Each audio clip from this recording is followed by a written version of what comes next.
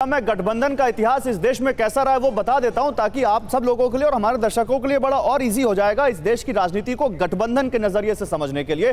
क्योंकि अगर इंदिरा गांधी के जमाने से देखें तब भी विपक्ष ने गठबंधन बनाया, वीपी सिंह के जमाने में देखें तब भी विपक्ष ने गठबंधन बनाया, अटल बिहारी वाजपेयी के जमाने को देखें, मनमोहन सिंह के जमाने की बात करें, और चाहे आज हम बात करें नरेंद्र मोदी जब इस देश के प्रधानमंत्री हैं, सत्ता के खिलाफ विपक्षी गठबंधन बनते रहे हैं। लेकिन वो विपक्षी गठबंधन कितने कामयाब रहे हैं और उन विपक्षी गठबंधन को कामयाबी मिलने के बाद वो कामयाबी कितनी सस्टेनेबल रही है, कितने दिनों तक वो कामयाब साथ होकर चल पाए, ये भी बड़ा सवाल है। और ये देखिए, ये आपके सामने आ गया 1971 इंदिरा गांधी को हराने के लिए एनडीएफ का गठन किया गया था। और उसके बाद क्या हुआ, एनडीएफ ने यहां पर नाकामी हासिल की और इंदिरा गांधी की 1971 में बम्पर जीत हुई। हालांकि ऐसा नहीं कि हर बार गठबंधन हारा है। देखिए 1977 इंदिरा गांधी के खिलाफ जनता पार्टी ने वहां पर तमाम छोटे बड़े दलों को साथ में मिलाया, गठबंधन बनाया और इंदिरा गांधी की यहां पर हार हुई 1977 में। जनता पार्टी टूट गई 1980 में और फिर कांग्रेस की बम्पर जीत हुई। तो यह गठबंधन का जीतना हारना लगा रहा है। 1988 वीपी सिंह का राष्ट्रीय मोर्चा राजीव गांधी की यहां पर हार होती है, क्योंकि वीपी सिंह फिर राजीव गांधी के बरक्स एक बड़ा गठबंधन लेकर आए। 1999 बीजेपी राष्ट्रीय मोर्चा से अलग हुई और उसके बाद वीपी सिंह की सरकार इसी वजह से गिर जाती है, क्योंकि उनका एक सहयोगी उनसे दरक जाता है। 1996 देवगौड़ा के नेतृत्व में संयुक्त मोर्चा बनता है, देवगौड़ा उसके पीएम बनते हैं, लेकिन 5 साल तो वो भी पूरा नहीं कर पाते। यहां यह भी सवाल है कि कितना सस्टेनेबल है। 1997 कांग्रेस संयुक्त मोर्चा से अलग होती है और देवगौड़ा को इस्तीफा देना पड़ता है। तो यह गठबंधन का इतिहास इसलिए हम दिखा रहे हैं क्योंकि एक बड़ा गठबंधन दोनों तरफ बन रहा है। 1997 में संयुक्त मोर्चा बिखर गया और उसके बाद फिर क्या हुआ, 1998 बीजेपी सहित 16 दलों के साथ एनडीए का गठन होता है, जिसके बरक्स अब इंडिया आके खड़ा हो गया है। 1998 अटल बिहारी वाजपेयी प्रधानमंत्री बने। लेकिन फिर उसके बाद क्या होता है, ये तमाम जो आपके सामने उदाहरण है, ये एआईडीएम के एनडीए से अलग हुआ, वाजपेयी सरकार गिर गई। मैं ये जो इतिहास मैंने दिखाया यहां पर, अभय दुबे 2004 का भी यहां पे इतिहास है, किस तरह से मनमोहन सिंह तमाम छोटे बड़ी पार्टियों के साथ मिलकर पीएम बने। ये जो इतिहास है ये ज्यादातर तो यही बताता है कि गठबंधन बनाना, एक तो पहली बात कि नाकाम बहुत मुश्किल है कामयाबी हासिल करना, और कामयाबी मिल भी जाए तो बहुत मुश्किल है सबको साथ लेकर इस तरह से चलना। गौरव जी, अभी आपको क्या लगता है कि अब ये प्रधानमंत्री जी के चेहरे का चुनाव रह गया है? ये तो भारतीय जनता पार्टी ने तय कर दिया कि प्रधानमंत्री जी के चेहरे का चुनाव नहीं है। ये 38 दल हैं, तो अभी इस 38 दल में चेहरा कौन होगा?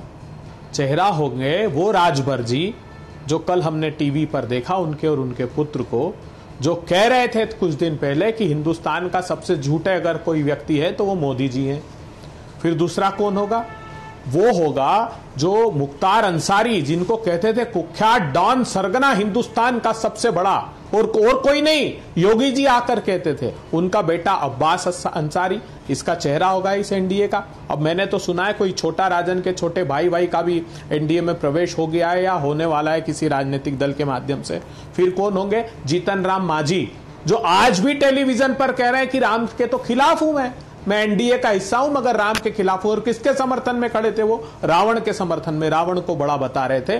तो वो स्वाभाविक है उसी दल में गए होंगे जो उस मनोवृत्ति के हैं। तो अब प्रधानमंत्री जी मोदी चेहरा नहीं है, वो 70,000 करोड़ रुपए का जिन पर आरोप लगाया था अजीत पवार, वो चेहरा होंगे। वो जो दाऊद इब्राहिम का साथी इकबाल मिर्ची, उसका साथ प्रफुल्ल पटेल बताते थे, 4 जब्त हुई है जब प्रफुल्ल पटेल की। देखिए इस पर उद्धव ठाकरे ने क्या कहा ये भी सुनाऊंगा। एक मिनट, यामिनी जाधव, यशवंत जाधव वो चेहरा होंगे, ये प्रदीप सरनाइक वो चेहरा होंगे, हेमंत बिस्वा शर्मा। अरे मैं तो आज हतप्रभ रह गया गौरव जी, आजाद भारत के इतिहास में कभी ऐसा नहीं हुआ। अरे प्रतिद्वंदिता रखिए लेकिन इंडिया के खिलाफ ही खड़े हो गए। तो इंडिया के खिलाफ क्या मतलब बताइए? प्रेम शुक्ला, इससे बड़ा प्रेम शुक्ला, क्या इंडिया के नाम ने आप लोगों को फंसा दिया है? और प्रधानमंत्री नरेंद्र मोदी, इंडिया क्यों? इंडिया ट्विटर पर क्यों लिखा था उन्होंने? इंडिया इसलिए लिखा था कि हमारा देश है ये, और उसी को आपने ट्विटर मतलब इंडिया के। अच्छा ठीक है, जवाब दे लेते ना प्रेम शुक्ला, इंडिया ने आपको फंसा दिया है। प्रकट हो गई हो तो मैं उत्तर दे दूं। देखिए, इंडिया को उनको फंसाता है जो इंडिया को लूटने आए थे और 20 लाख करोड़ रुपए लूट ले गए। इंडिया उनको फंसाता है जो टुकड़े टुकड़े गैंग को अपना पदाधिकारी बनाते हैं, और इनके राष्ट्रीय मीडिया इंचार्ज जयराम रमेश उस टुकड़े टुकड़े गैंग के हीरो कन्हैया को राहुल गांधी के बाद सबसे अधिक लोकप्रिय नेता बताता है। अभी राजीव गांधी के हत्याकांड का अभियुक्त बताकर जिस द्रविड़ मुन्नेत्र कजगम के कारण इंद्र कुमार गुजराल की सरकार गिराई, उनके चरण चाट कर जो सरकार चलाते हैं राजीव गांधी के हत्यारे श्रीमती सोनिया गांधी के पति और श्री राहुल गांधी के पिता उनके, और दूसरी तरफ तृणमूल कांग्रेस पार्टी जो कांग्रेस के कार्यकर्ताओं के हत्याकांड की अभी तत्काल आरोप लगा है। अधीर रंजन चौधरी आज भी कह रहे हैं, जो इनके लोकसभा में आज भी गुट नेता हैं, कि वो हत्यारी है, हत्यारी सरकार है, अलोकतांत्रिक सरकार है। तो सत्ता की लोलुपता में किस तरह से नीचे गिरना, ये आप कांग्रेस वालों का काम है। भारतीय जनता पार्टी नीति मानती है, नेतृत्व मानती, नेता मानती है, और आदरणीय नरेंद्र मोदी जी के नेतृत्व को लेकर किसी के मन में रंच मात्र भी आशंका नहीं। और भारतीय जनता पार्टी अकेले के बूते बहुमत हासिल करेगी, इसमें भी आशंका नहीं। फिर भी हम एनडीए के सारे साथियों को समाहित करेंगे, क्योंकि हम कांग्रेस नहीं है कि 2004 में ब्याह के जो अगुआ थे श्रीमान लालू प्रसाद यादव, 2009 में जैसे उनकी सीटें 4 घट गई, दूध के मक्खी की तरह सरकार से बाहर निकाल दिया। नहीं तो आप दोनों ने एक बात तो चेहरे को लेकर बड़ा अपना विश्लेषण यहाँ पर रखा और एक दूसरे पर बड़ा हमला किया, हर किसी को साथ रखा।